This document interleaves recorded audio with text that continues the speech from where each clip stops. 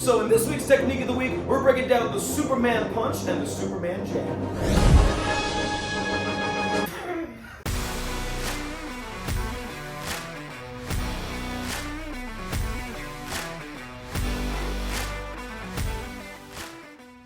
So, for the Superman punch, you're going to be using your back hand, the one you throw your cross with. To start off, you're going to lift up your rear leg. You're just going to raise up your knee like you're about to throw a front kick straight down the middle, or a teep, depending on what style that you throw. So that knee comes up, and as I push the hand forward, I also push my leg back, just like that. Here's the tricky part.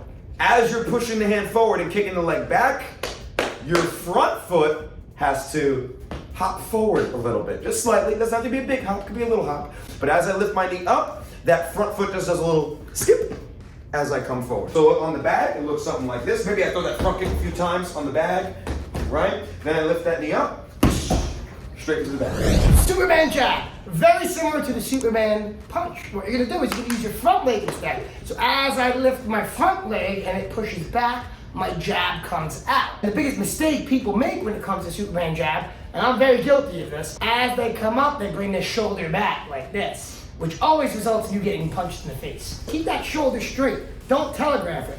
Lift the knee and boom, there's your Superman jab. Okay, so now let's go over how to set up the Superman punch in sparring or a match or a fight. So I'm here with Dave, he's got the pads so I can actually hit something. Like I said before, you're gonna use that rear leg front kick. I'm gonna be aiming right for his midsection. I want him to block that front kick. I want him to bite on it, as they like to say in the fighting world. You gotta bite on it. He's gotta take that hand and move it down so he blocks it, which leaves a big wide open window right there up by his head. Ah, see that? So now as I lift that knee up, he thinks it's a front kick, when really, it's a punch right to his face.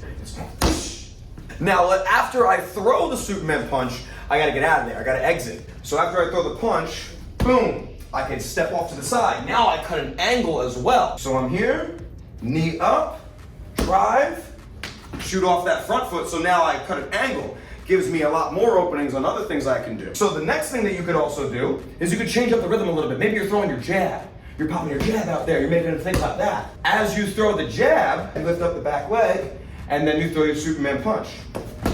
Like that.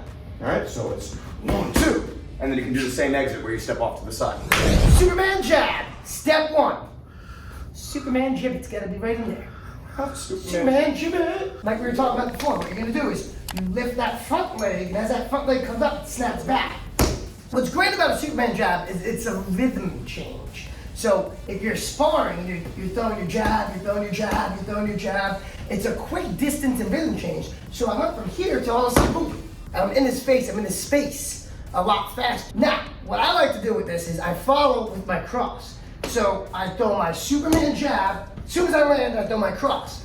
Most of the time, people back up, which leaves that roundhouse kick to come right over the top. And I catch a lot of people with this when I'm sparring. It's one of my favorite techniques. So what I do is I go 1, 2, 3. And if he's retreating, that kick comes right across the top there. 1, 2, 3. You gotta make sure before you do your Superman jab, you've laid a couple of jabs out there. So he gets the idea of what your rhythm and speed is on that jab before you change it up on him. Alright guys, that was the Superman punch and the Superman jab. Make sure you guys subscribe for more tips just like this one. Superman high five. Superman high five! Superman high five.